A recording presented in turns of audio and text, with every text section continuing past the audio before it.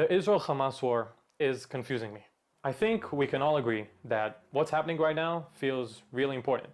It feels different than previous instances, considering the magnitude of it all. I think we probably should start looking into the effects that the war and the reaction to it has had on our societies and even our lives. I guess I should introduce myself now. Hi, my name is Harel, I'm 29 years old, and I'm an Israeli Jewish guy that was born and raised in the city of Jerusalem. I don't know anyone personally who was hurt, murdered, or kidnapped on the day of October 7th. I wasn't even in the country where everything went down. But on that day, nevertheless, my life has changed forever. The unprecedented attack by Hamas on my country was scarring to me, as it was to many other Israeli people. And that, along with some of the events that followed, have inspired me to create this video essay. I think that our interactions on social media nowadays are too shallow, fake, and short to be significant, remembered, or discussed properly.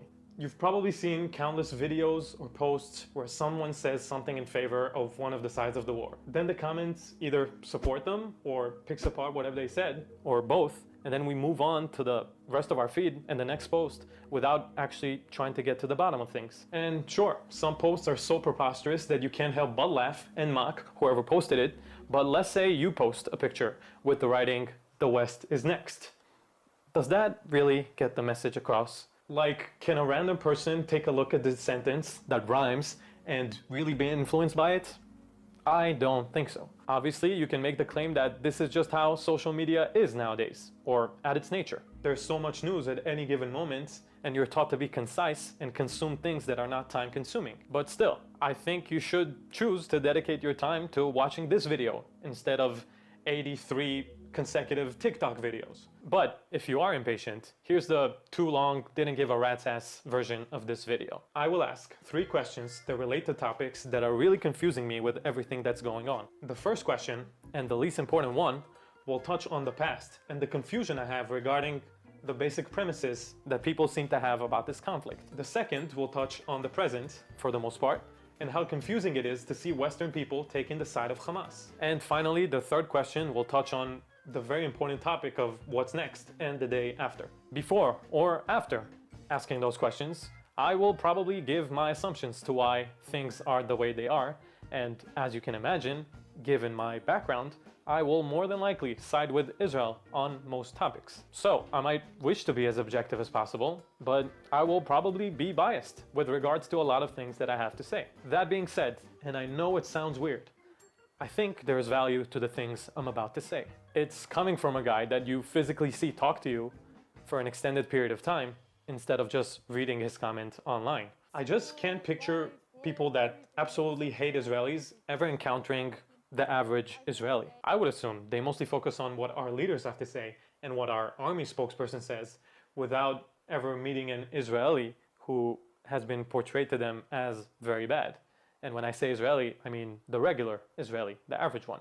You know, a guy like me, the most average Israeli out there. Maybe if they'll be exposed to one, hi, they'll be more open to conversation instead of just labeling me as something bad. I know, I'm probably delusional about this, and maybe no one is even going to watch this video. Or maybe it's worth a shot. I want to believe that there are still a lot of people throughout the world that are worth reaching out to. So, I know I basically dissed everyone's attention span a few seconds ago, but I will still try to make this video as short as possible. Feel free to increase the playback speed. That's probably what I would do. Okay, so without further ado, let's talk about persistence.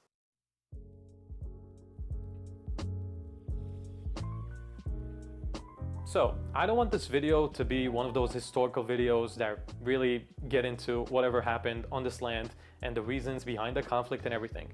There are obviously way better options on YouTube for that.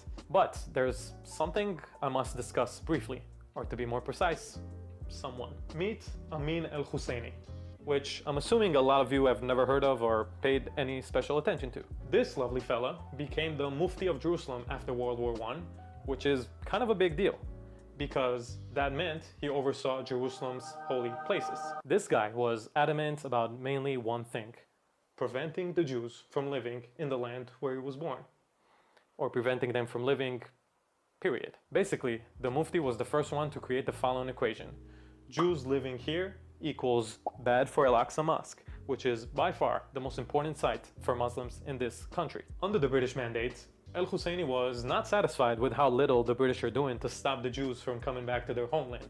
So he woke up and chose violence. And I don't mean the meme or the TikTok trend, I mean it literally. The 1929 Arab riots, the 1936 Arab revolt, and many other instances, these were basically captained by al-Husseini, who used his power to incite violence against the Jews living here and also British officers. Anyway, at some point in 1937, the British people here were like, okay buddy, that's enough, you're going downtown.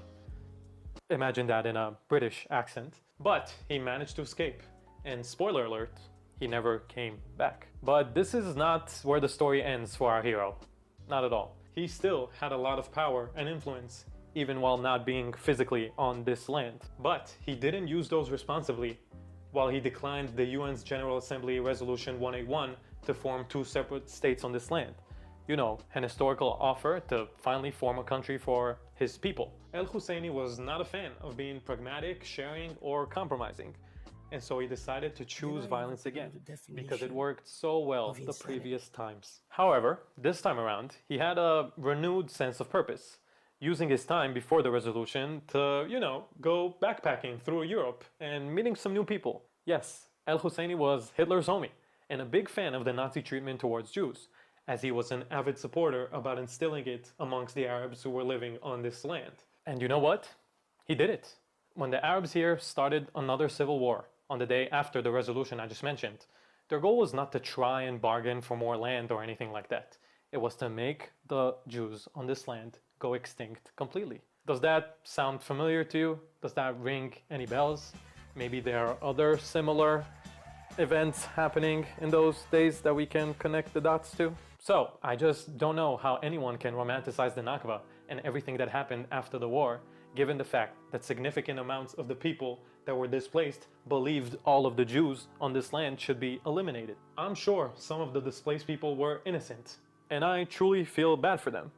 I still don't think you can blame my ancestors for handling things the way they did. The situation was complex.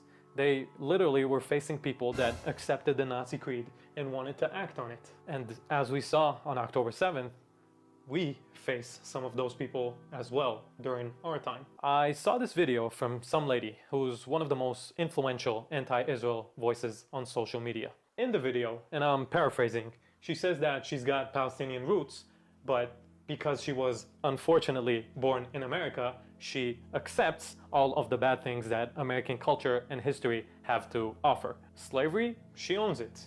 Native Americans being slaughtered, it's part of who she is. Now, she uses this card to call out American Jews that will only associate with the fun parts of Israel, while refusing to own up to the mistreatment we carried against Palestinians along the years. So, in summary, American Jews need to take on American and Israeli/Jewish atrocities from the past, and I guess basically die of guilt. I mentioned that video because it perfectly leads me to my first question. I know I'm not American, but I'm Israeli, so I guess that also works. Let's say I acquiesce and I choose to associate myself with the bad things of my identity, and I take responsibility for what my ancestors did on this land. After I did that, are you able to do the same and criticize the Arab leaders from back in the day who refused peace, chose violence, and screwed over everyone for generations to come? Also, I'm not asking you to criticize all of the Palestinians that were on this land when everything went down.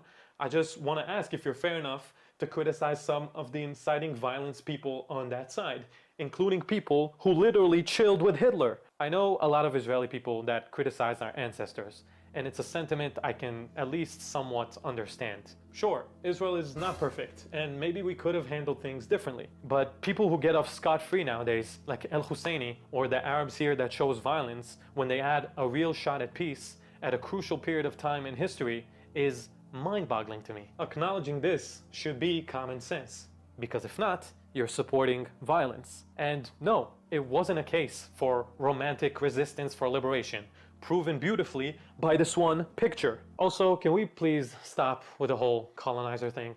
What happened here has nothing to do with the classic tale of white people taking over and taking advantage of brown slash black slash indigenous people that you read about. The interesting thing is, I think that our haters treat it as more of an idea rather than actual physical colonizing. What do you think? That the concept has been passed down through generations? That my dad here told me, you're gonna grow up to be a colonizer and a great occupier? It's your destiny, boy. I want you to meet Hushank.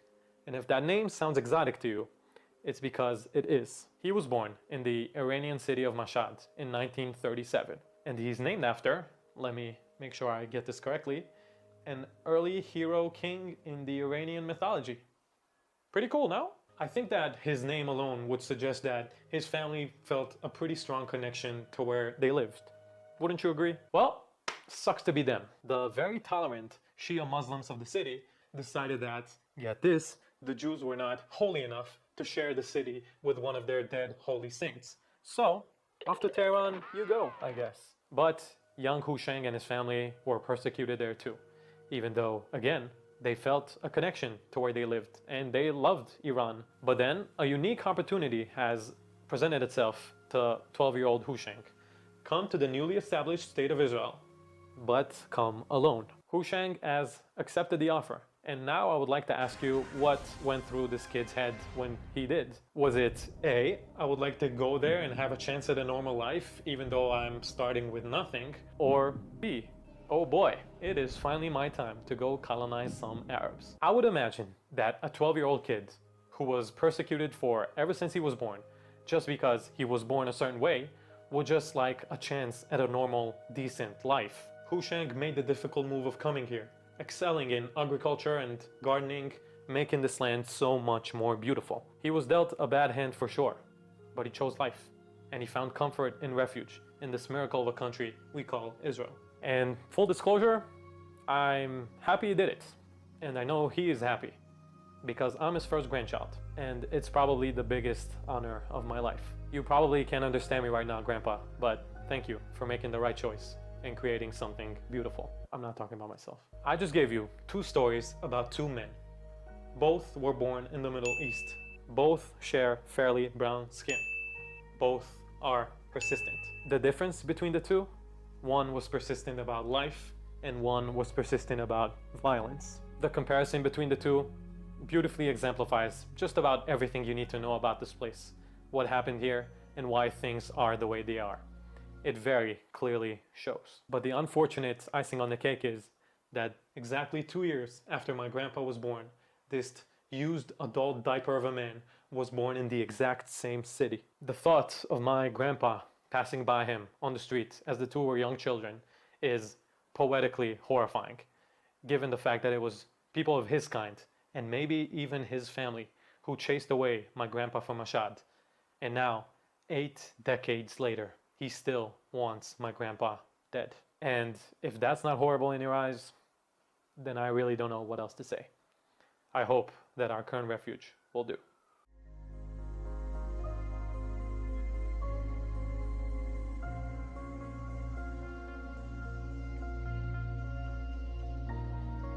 I'm not sure how many of the people that don't live in Israel know this, but in the past few years there's a growing sentiment in the Israeli society about our image in the world. To be more specific, a lot of Israelis can understand how time and time again, when things get heated in Gaza, for example, we're unable to express why we're doing what we're doing. Somehow, every single time, it seems to us that we're losing the empathy war throughout the world. Now, to the people who don't understand why that is, I have a partial, boring answer.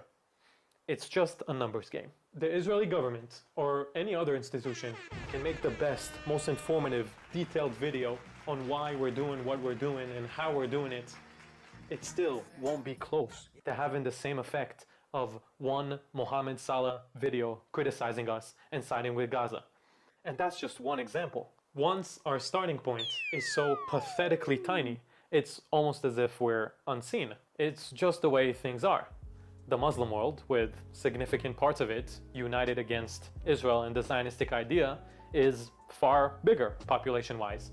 And I don't think we can ever bridge that gap. It's not about being right or wrong, it's just about which side is bigger. Now, I'm not saying that so you'll feel bad for us, not at all. I think I speak on behalf of all Israelis when I say we don't need your pity. What we actually want is fairness. And that means understanding that we live in a very complicated spot with very complicated features, for lack of a better term. Literally, all 4 countries surrounding us, and quite a few more behind them, will have us destroyed the moment they could. By the way, I think that the main purpose of the attack by Hamas was to show the rest of the world we are vulnerable. Sinwar, bootleg Ratatouille over here, knew good and damn well that we will retaliate big time, that his people will suffer greatly, and that his organization will be destroyed. He also didn't actually think he can take over Israel with that one attack. No, the purpose was to show the other players who want us destroyed that it is more than possible. In other words, if the poor people from Gaza managed to hurt Israelis the way they did, imagine what the others can do. Now, I think he was expecting support from other Arab countries, but seeing people support his cause in the West, I genuinely don't know if that rat was expecting that. Remember how in the first few days you could see random people in the streets of New York taking down hostages posters, or professors saying the attack by Hamas was exhilarating, or BLM people saying the attack was justified, and plenty of other examples. To see those people take those very extreme stances with such convictions so quickly was crazy to me. Remember, all of this happened before we attacked Gaza seriously, and it's the reason why my numbers game answer is only partial. It doesn't give an explanation to the Western people supporting Hamas. I will always understand why a kid in Gaza hates my guts and wants me dead. That's all he knows. That's the way he was brought up. I'll even say that I understand why every other teenager in every other Arab country hates me and wants me dead. What's going on between us is almost biblical. It has been around forever, and I can't expect that to change, especially not anytime soon. Having said that, again, it is mind-boggling to see people in Western societies who really don't have anything to do with this are so into this particular topic. I was in New York during October 7th, and I'm not kidding when I say that events like these took place every single day. And yes, a lot of them were filled with Muslims, which again, I understand why they hate me, and I don't really consider them as Westerners. That's okay. But there were also significant amounts of people who were just regular American citizens that decided to act upon their will. I mean, look at those videos. In a lot of them you can see people whiter than bleach taking actual time from their day to go on a rally, or go block a bridge, or go to a city council meeting, or whatever, just to protest against us. It takes a different level of conviction. It's not normal. And I know, you can tell me I have everything to do with this because I'm on the side of humanity. And sure, I'll give it to you. You're a great person. But you have to at least admit that you're passionate about this more than other similar subjects. The genocide in Burma, the Syria civil war, the Yemen civil war, the absolute mess happening between Pakistan and India, the horrible atrocities in Sudan.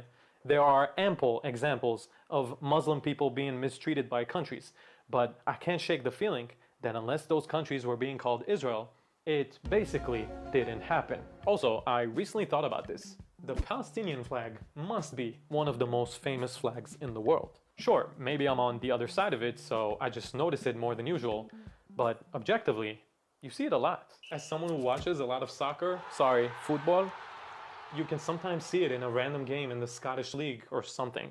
Like, you would never see a Rohingya flag instead or in addition. Why? Take the recent elections in the UK.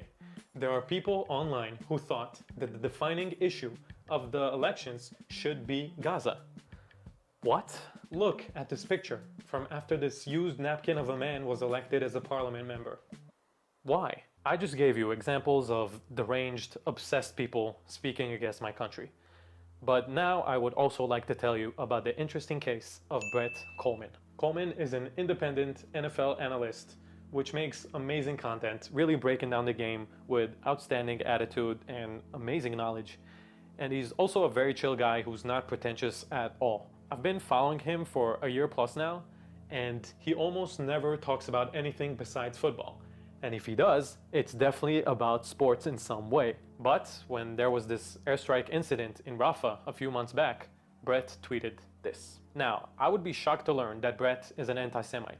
And he quickly tweeted that he's not taking any side in the war and that he just wants peace for all. And I believe him. But still, The sheer fact that he chose to comment on that specific tweet is amazing. It's incredible. I went back and forth in his tweets to find a shred of something political or something along those lines. There's nothing. So yeah, when I saw this, it hit me that the spotlight on Gaza was so bright that it reached even the normal people, even the non-political normal people, and that the problem is way bigger than just a few lunatics who hate me. It is truly fascinating how, for some mystical reason, people are really polarized about the Israeli treatment. I genuinely think it's a political, social phenomenon that needs to be investigated by actual scholars. Now, I'm not a scholar, but I play one on online videos, and I have a couple of assumptions or explanations to this phenomenon. The first one is related to a little small thing that you may have heard of before, but I actually don't really want to get into that too much. There are a lot of people who hate Jews. A lot of them think we're ruling the world via banks and real estate and contracts for athletes and whatever. By the way, it's not even a left or right thing. Pause this video, go watch Andrew Callahan's video about the Flat Earthers Convention, and you'll be shocked to learn about how many of them refer to us, the Zionists or the Jews, as the master puppeteers for some reason. I seriously doubt that the people that are protesting on college campuses side with KKK leaders on any other topics, but they do on this one. And if it wasn't so sad to me, it probably would have been beautiful in a way. So yeah, those people obviously make the connection to Israel, the land of the Jews, and they will justify everything that will work against us. But hey, if you hate us, you do you, man. What can I do about it? But, and a lot of people in Israel and pro-Israel influencers may disagree with me, I don't think that every person that you see screaming passionately at pro-Palestine rallies and protests is anti-Semite. I'm sure a lot of them have Jewish friends that they care about. Also, some of them are Jewish. Therefore, my second assumption is that there's this inclination to criticize us because we're a democracy and because we're a country with Western values, for the most part. I call it the sibling theory, coined by myself a few seconds ago. Just as you are the meanest to the peoples you're closest to, for example, your sibling, Western countries feel more comfortable criticizing us because we're closer to them when it comes to general values. There's also a more practical meaning to this, like what I just said about other cases of mistreatment to Muslim people not being addressed the same way. I guess the only way to make sense of that is that people understand that they have no one to talk to in these other countries, so why bother, I guess? Whereas in Israel, it's expected of us to behave in a different way. Simply put, a protest or any other form of criticism is more likely to work against Israel than against, I don't know, Bashar Assad exterminating hundreds of thousands of Assyrian people. That's the only somewhat reasonable explanation I can think of, and I guess I can see the logic behind it, but still, it is super weird to see people saying they're on the side of reality or whatever when they're pretty much giving up on or not trying as hard with people living in non-democracies, which is like half of the world's countries. There needs to be consistency. The subject requires it. It's like if there was a boat and the Muslim people were drowning in the ocean, and the Palestinian people were closest to the boat. So you jump in the ocean, you rescue them, good job, but after you do, you're like, okay, the others are like, too much work, they're too far. Let's go back to the beach and drink some margarita. I mean, good job, but there are people still drowning. How are they different? Something that I also hear about a lot is that American people should protest against us because their taxpayers' money is going to the atrocities we're performing in Gaza. Okay, valid, I guess. But wait, let's say the US was not involved with whatever's going on, and you guys didn't spend a single penny on us destroying Gaza. So you want to tell me that then you would care less about a genocide happening or children dying in Gaza? You see what I mean when I talk about consistency? It is required. No other oppressed group is receiving more attention than the people of Palestine, especially the people in Gaza. You can see people of every color, from every part of the world, who have never stepped a foot inside my country in their life, treated almost as an axiom, as something that's inevitable and must happen eventually. So how did it get to that? Well, let's talk about egocentrism. One of the meanings of the term egocentrism is the inability to accurately assume or understand any perspective other than one's own. Moreover, and this is the important part, it might also mean you judge other cultures by your own perspective. Now, it seems to me that because we're considered as the dominant side of the conflict, the anti-Israel Westerners will use this against us and use egocentrism while judging us to the fullest. But when it comes to the weaker side, that's when they drop their egocentrism almost completely and refuse to judge the people in Gaza. And you want to know how I know they drop their egocentrism? Because they let things that completely contradict their culture slide. It's especially apparent when it comes to Americans, specifically people who would actually ostracize a family member for having different opinions about abortions and or sexual orientations, but when it comes to people on the other side of the world whom they never met before, then they simply do not care. I guess we can also combine it with my sibling theory. Egocentrism is used against people they feel close to, us, while they drop it completely when they mention Palestinians. It's either that or straight up racism, just in a twisted fashion. You take a group of people from a certain place and you assume that they wouldn't be able to comprehend your opinions or stances on women voting rights, for example. I'm here to tell you that if you truly care about those people on the other side of the world, you need to instill your core beliefs and values into them, at least basic ones, who include, I don't know, not cheering like savages when there's a truck filled with dead bodies in the back driving through town. But that's just me. And when you turn a bad eye to all the problematic things about Gaza and the culture there, then, well, it's perfect. It's beautiful, it's romantic, it's innocent, it's really whatever you want it to be. And through images of suffering children, music, and watermelons for some reason, a portrait of the world's #1 atrocity is being made pretty easily, especially when the other side is being judged and heavily criticized for just about everything it does. That's why so many celebrities and or people of influence feel the need to address it and say something on the matter. Because how can you not? How can you not post a story? How can you not raise a fist at the Oscars? How can a group of liberal YouTubers not hold a cringy Creators for Palestine stream for charity? All of those people want the public's approval. They need to check it off their list. But hey, at least we know that a former KKK Grand Wizard approves them on that topic. By the way, I'm not saying you have to absolutely agree with someone in order to have empathy for them. It is for sure a Western trait to do the opposite, and it's a good trait. If I were to hear about an atrocity happening on, I don't know, Easter Islands right now, I would feel bad. But when we Israelis beg you and ask you to do the bare minimum and be fair to us and show an empathy for us as well, simply put, you should trust us.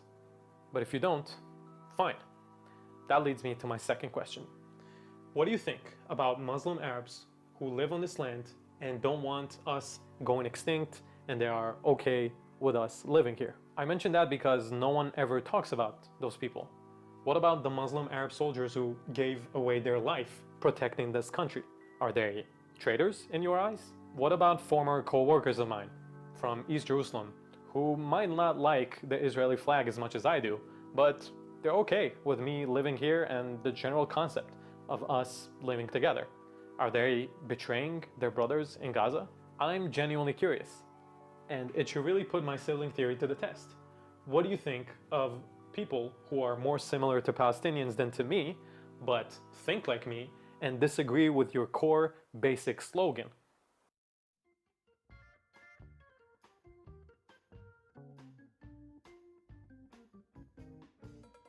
This time, I would like to start off with the question.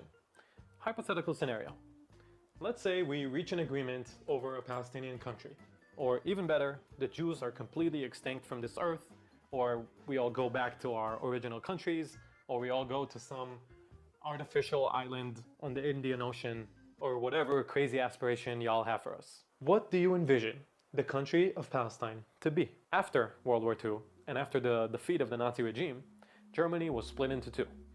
The West was controlled by, you guessed it, the West, and the East was Soviet. I think it's fair to say that the method of the West at that time to install a strong democracy in Germany and to make it as strong as possible has been unbelievably successful. I mean, my God, Germany is like the Michael Schumacher of democracies right now. This country gave us Tony Cruz and Satellite by Lena, and that song is my jam. It seems like the idea of those smart, democratic, liberal leaders of back in the day was to replicate democracies, knowing that that alone would spread their ideology throughout the world. Now, I don't know about you, but I think democracy is pretty cool, and I would prefer to live in one as opposed to the other available options. So, with that in mind, I urge you to think about the question I just asked.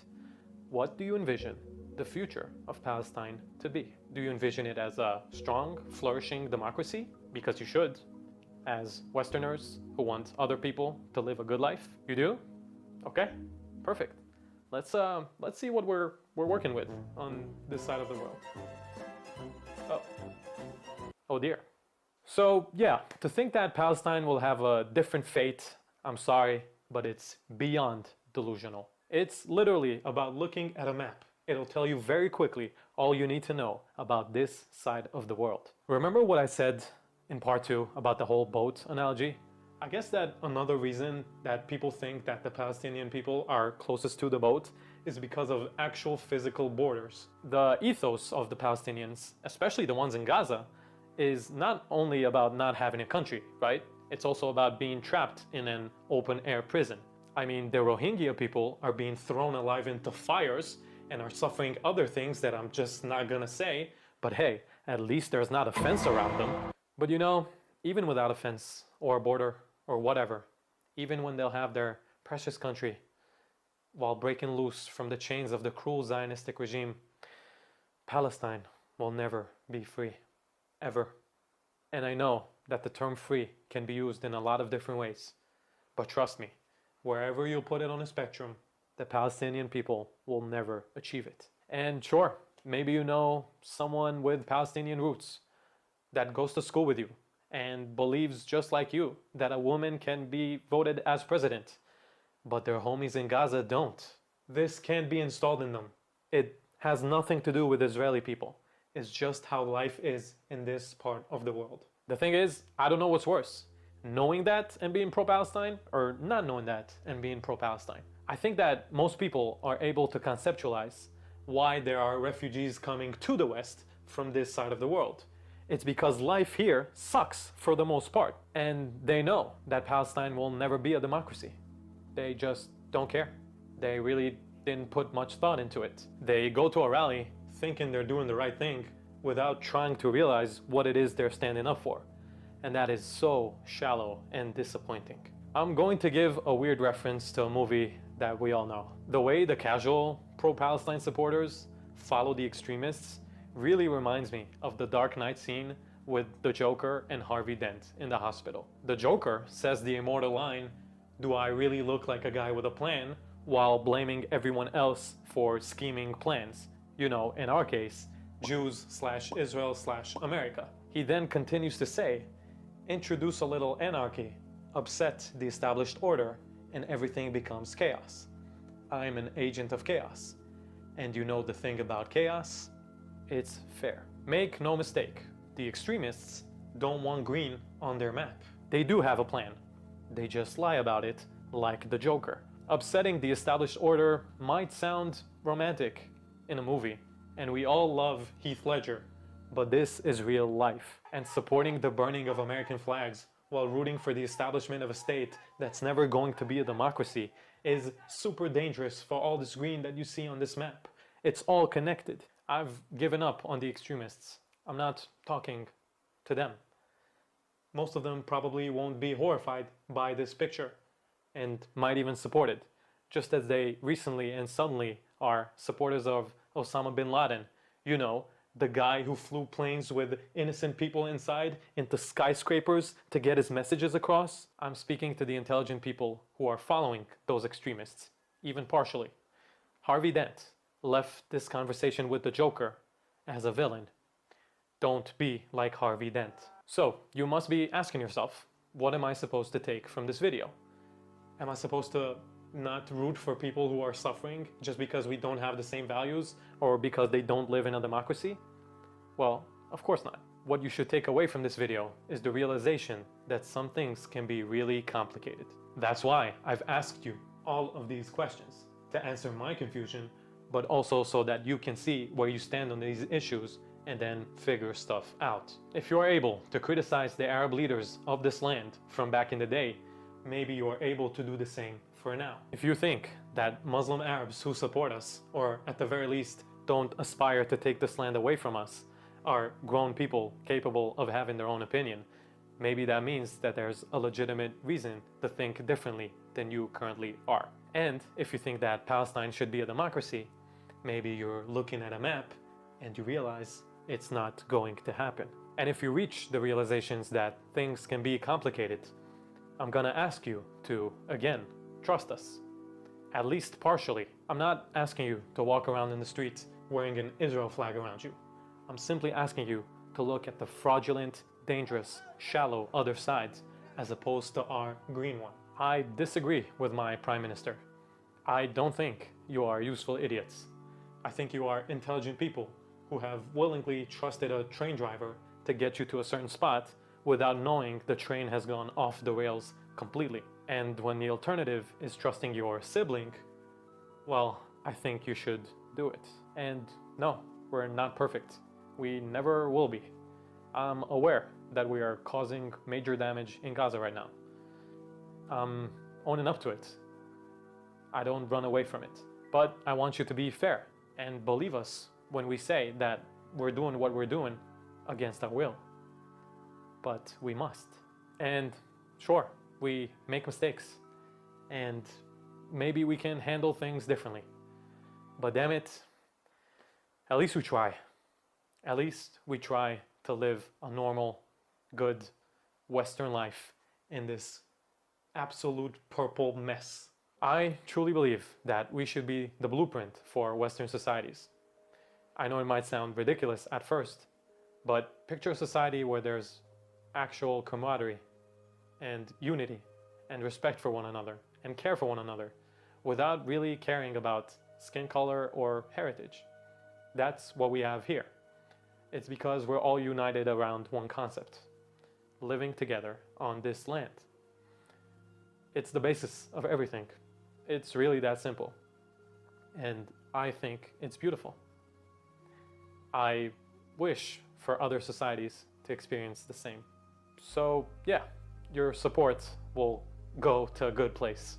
I guess that's my main message. Thank you for watching my video. More than anything, thank you to all the fallen soldiers who gave away their life for me to be able to live on this land and for green to still be able to be on this map. I hope that the entire Israeli society, myself included of course, will prove worthy of your sacrifice. Also, bring the hostages home. I think it's time. I hope we all know better days.